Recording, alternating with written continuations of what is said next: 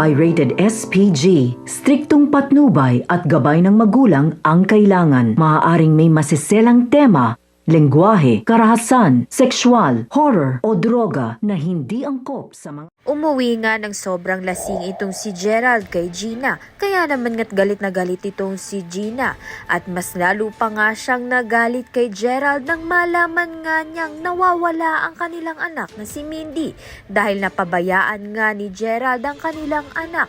Dahil dito, sinaktan nga ni Gina itong si Gerald. Pinigilan nga ni Robert itong si Gina. Sa kabilang banda naman nga, itong ang si Betsy ay patuloy pa rin ngang lalapitan itong si Gerald. Dahil alam nga niyang malungkot itong si Gerald sa nangyari. Dahil dito, magkakaroon nga ng tensyon ng dalawa at may mangyayari sa kanila. Subalit, may makakakita nga sa kanila. May posibilidad na si Vivian nga ang nakakita sa pagtataksil nilang dalawa. Dahil ito ngang si Betsy ay may pagmamahal pang ang natitira kay Gerald. Kahit pa nga pinakasalan na ni Betsy itong si Robert. Pakiramdam nga niya kasi na si Gerald nga lang ang makakaintindi sa kanya.